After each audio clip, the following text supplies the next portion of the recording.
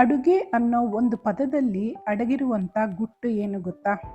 ಅಡಿಗೆ ರುಚಿಯಾಗಿರಬೇಕು, ಬಹಳ ಬೇಗ ಮಾಡುವಂಥ ಅಡಿಗೆ ಆಗಿರಬೇಕು, ಸ್ವಾದಿಷ್ಟವಾಗಿರಬೇಕು, ಪೌಷ್ಟಿಕಾಂಶತೆಯಿಂದನೂ ಕೂಡಿರಬೇಕು, ಉತ್ತಮ ಆರೋಗ್ಯಕ್ಕಾಗಿ ಒಳ್ಳೆ ಆಹಾರವೂ ಆಗಿರಬೇಕು. ಕೇವಲ ಒಂದೇ ಒಂದು ಕಪ್ಪು ಹೆಸರು ಕಾಳನ್ನು ಬಳಸಿ ರುಚಿಕರವಾಗಿರುವಂಥ ಒಂದು ಪಲ್ಯ, ಒಂದು ಸಾರನ್ನು ಸುಲಭವಾಗಿ 10 ನಿಮಿಷದಲ್ಲಿ ಹೇಗೆ ಮಾಡ್ಬೋದು ಅಂತ ನೋಡೋಣ ಬನ್ನಿ.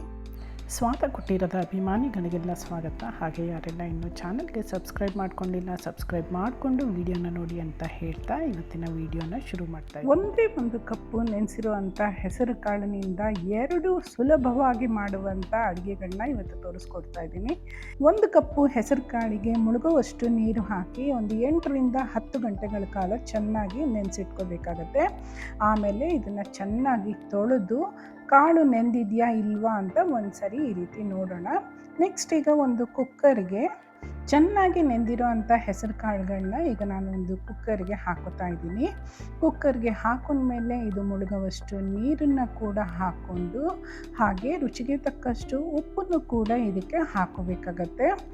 ನೀವು ಬೇಕಾದರೆ ಇದಕ್ಕೆ ಬೇರೆ ಕಾಳುಗಳನ್ನೂ ಕೂಡ ಮಿಕ್ಸ್ ಮಾಡ್ಕೋಬೋದು. ನಾನಿವತ್ತು ಬರೀ ಹೆಸರು ಕಾಳಿನಿಂದ ಮಾಡೋದು ನಿಮಗೆ ತೋರಿಸ್ತಿದ್ದೀನಿ. ಕುಕ್ಕರ್ ಮುಚ್ಚಳನ ಮುಚ್ಚಿ ವೆಯ್ಟನ್ನು ಇಟ್ಟು ಒಂದು 2ರಿಂದ 3 ವಿಸಲ್ಲು ಬರೋವರೆಗೂ ಇದನ್ನು ಚೆನ್ನಾಗಿ ಬೇಯಿಸ್ಕೋಬೇಕಾಗತ್ತೆ.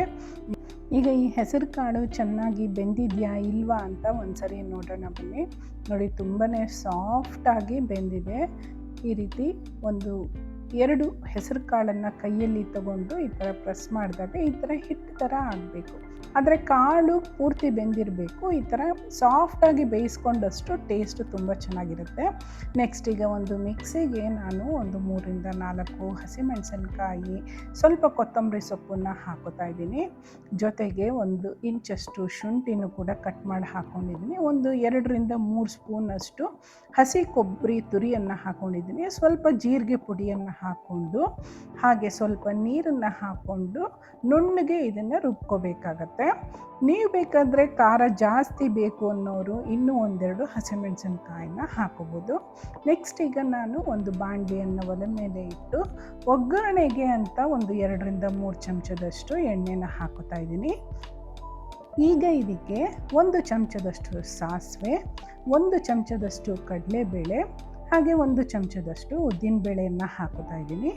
ಎಲ್ಲನೂ ಹೊಂಬಣ್ಣ ಬರೋ ಹಾಗೆ ಸ್ವಲ್ಪ ಗರಿ ಗರಿ ಆಗೋ ಹಾಗೆ ಹುರ್ಕೊಂಡು ನೆಕ್ಸ್ಟ್ ಈಗ ಇದಕ್ಕೆ 1-2 ಬ್ಯಾಡಗೆ ಮೆಣಸಿನ್ಕಾಯಿ, ಸ್ವಲ್ಪ ಕರಿಬೇವು ಸೊಪ್ಪು ಹಾಗೆ ಒಂದು ದೊಡ್ಡ ಈರುಳ್ಳಿಯನ್ನು ಸಣ್ಣದಾಗಿ ಕಟ್ ಮಾಡಿಕೊಂಡು ಇದಕ್ಕೆ ಹಾಕ್ಕೊಂಡು ಒಗ್ಗರಣೆಯನ್ನು ಮಾಡ್ಕೋತಾ ಇದ್ದೀನಿ.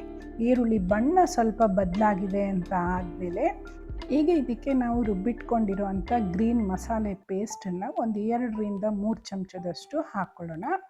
ಖಾರ ಬೇಕು ಅನ್ನೋದಾದರೆ ಇನ್ನೂ ಒಂದು 2 ಚಮಚ ಎಕ್ಸ್ಟ್ರಾನ ಹಾಕ್ಕೋಬೋದು. ನಾವು ಮಕ್ಕಳು ತಿಂತಾರೆ ಅನ್ನೋದಕ್ಕೆ ಸ್ವಲ್ಪ ಕಡಿಮೆನೇ ಹಾಕೋತಾ ಇದ್ದೀನಿ. ಈ ಮಸಾಲೆನ ಹಾಕಿದ್ಮೇಲೆ ಅದರಲ್ಲಿರೋ ಅಂಥ ಹಸಿ ವಾಸನೆ ಮತ್ತು ನೀರಿನಾಂಶ ಎಲ್ಲ ಹೋಗೋವರೆಗೂ ಒಂದು 2 ನಿಮಿಷ ಹುರ್ಕೊಳ್ಳೋಣ.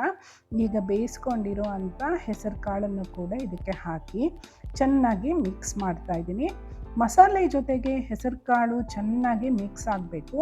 ಒಂದು 2 ನಿಮಿಷ ಇದನ್ನು ಹುರಿದ್ರೆ ಆಯಿತು. ಮತ್ತು ಹೆಸರು ಕಾಳಲ್ಲಿ ಇರುವಂಥ ನೀರಿನಾಂಶ ಕೂಡ ಹೋಗಬೇಕಾಗತ್ತೆ. ಅಲ್ಲಿ ತನಕ ಇದನ್ನು ಬಾಡಿಸ್ಕೊಳ್ಳೋಣ. ನೆಕ್ಸ್ಟ್ ಈಗ ಇದಕ್ಕೆ ಎಕ್ಸ್ಟ್ರಾ ಒಂದು ಅರ್ಧ ಕಪ್ಪಷ್ಟು ತೆಂಗಿನಕಾಯಿ ತುರಿನ ಹಾಕ್ತಾಯಿದ್ದೀನಿ. ತೆಂಗಿನಕಾಯಿ ತುರಿ ನೀವು ಹೆಚ್ಚಾಗಿ ಹಾಕೊಂಡಷ್ಟು ಈ ಪಲ್ಯಕ್ಕೆ ರುಚಿ ಕೂಡ ಹೆಚ್ಚುತ್ತೆ. ಇಲ್ಲ ನಿಮಗೆ ಬೇಡ ಅಂದರೆ ಈ ಕೊಬ್ಬರಿ ಕೂಡ ಸ್ಕಿಪ್ ಮಾಡ್ಬೋದು. ಈಗ ಇದು ಪಲ್ಯ ರೆಡಿಯಾಗಿದೆ. ಇದನ್ನು ಪಕ್ಕಕ್ಕಿಟ್ಟು ನೆಕ್ಸ್ಟ್ ಈಗ ಒಂದು ಸಾರನ್ನು ಮಾಡ್ಕೊಂಬಿಡೋಣ. ಅದು ಕೂಡ ತುಂಬಾ ಸುಲಭವಾಗಿ ಒಂದು 5 ನಿಮಿಷದಲ್ಲಿ ಮಾಡ್ಬೋದು.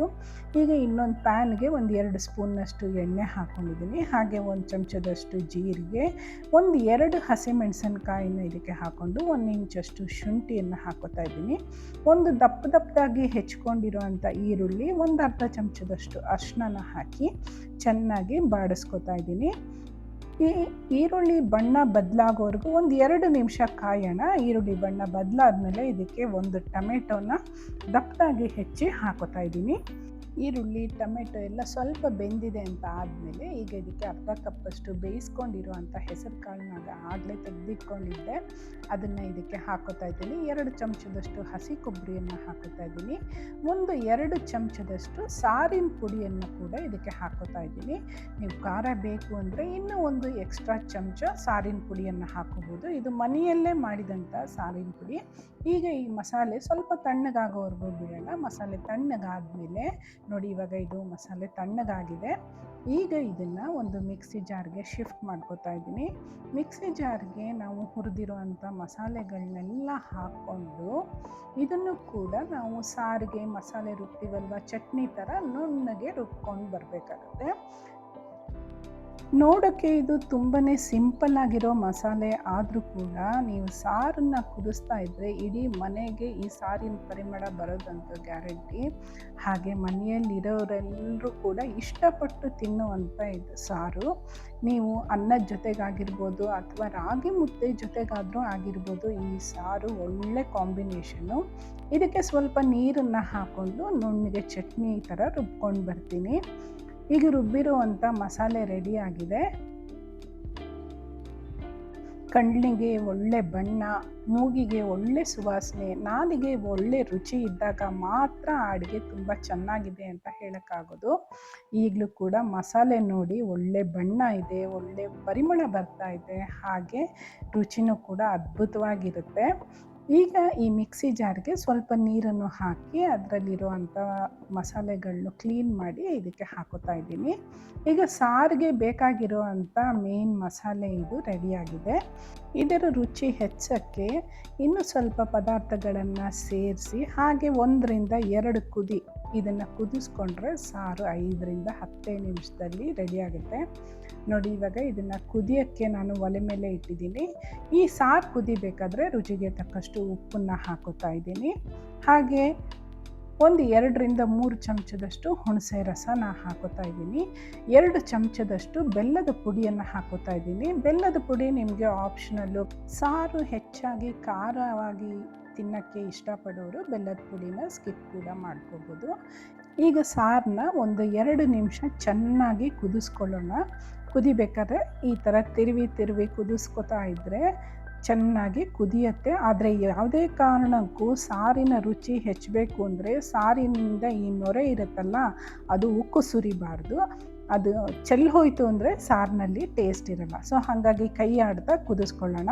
ನೆಕ್ಸ್ಟ್ ಈಗ ಇದಕ್ಕೆ ಒಂದು ಸಣ್ಣ ಒಗ್ಗರಣೆಯನ್ನು ಮಾಡ್ಕೊಂಬಿಡೋಣ. ನಾನು ಅದೇ ಪ್ಯಾನ್ಗೆ 1 ಸ್ಪೂನಷ್ಟು ಎಣ್ಣೆ, 1 ಸ್ಪೂನಷ್ಟು ಸಾಸಿವೆ, ಸ್ವಲ್ಪ ಕರಿಬೇವು ಮತ್ತು ಸ್ವಲ್ಪ ಹಿಂಗನ್ನು ಹಾಕಿ ಒಂದು ಸಿಂಪಲ್ ಆಗಿರುವಂಥ ಒಗ್ಗರಣೆಯನ್ನು ಮಾಡಿ ಇದನ್ನು ಕುರಿತಾ ಇರುವಂಥ ಸಾರಿಗೆ ಈ ಒಗ್ಗರಣೆಯನ್ನು ಹಾಕಿ ಚೆನ್ನಾಗಿ ಮಿಕ್ಸ್ ಮಾಡಿದರೆ ಸಾಕು.